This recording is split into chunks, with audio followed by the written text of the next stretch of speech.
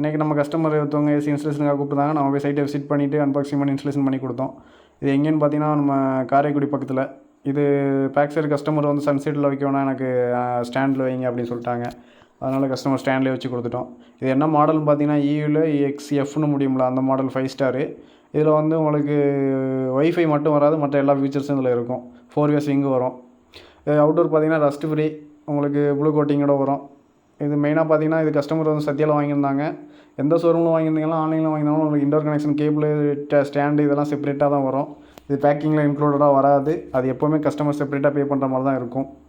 இதில் 3 metre copper கிட்டு, 3 metre communication cable wire கொடுத்துருவாங்க.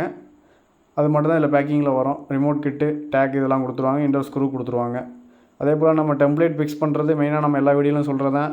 Template fix பண்ணுறது ஸ்பிட் ரோல் வச்சு ஃபிக்ஸ் பண்ணுங்கள். அதே போல் கோர் கட்டிங் வந்து நம்ம ஹோல் பண்ணுறது வந்து கோர் கட்டிங் தான் மேக்ஸிமம் நம்ம பண்ணுவோம்.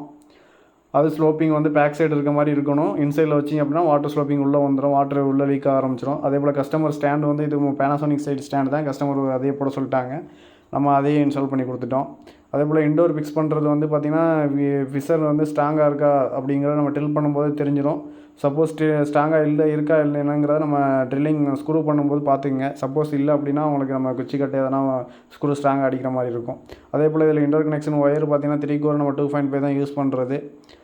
4 கோர் ஒயர் அவங்க கொடுத்துருவாங்க. 1.5 டன்னுக்கு இப்போ கொடுக்குறது 1.5 ஸ்கொயர் mm தான் கொடுக்குறாங்க. அதே போல் இன்டோர் ஃபிக்ஸ் பண்ணிவிட்டு ஸ்லோப்பிங் கரெக்டாக செக் பண்ணிங்க. மேலே கீழே 2 லாக் ஆகிருக்கா அப்படிங்க செக் பண்ணிக்கிறோம்.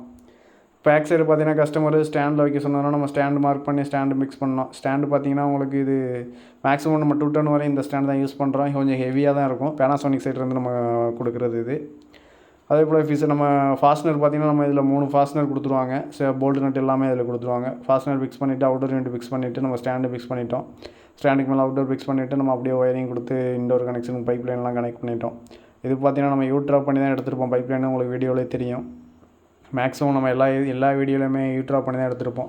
அதுக்கப்புறம் நம்ம இன்டோர் கஸ்டமருக்கு ஆன் பண்ணி காட்டிட்டு எக்ஸ்பிளைன் பண்ணிவிட்டு அதுக்கடுத்து பேக் சைடு நம்ம அதுவும் ஒயிட் சிம்லாம் போட்டுட்டு அங்கேருந்து கிளம்பிட்டோம். இந்த வீடியோவில் எதனா டவுட் இருக்குது அப்படிங்கும்போது எனக்கு மெசேஜ் பண்ணுங்கள். சப்ஸ்கிரைப் பண்ணி லைக் பண்ணி சப்போர்ட் பண்ணுங்கள். தேங்க்யூ.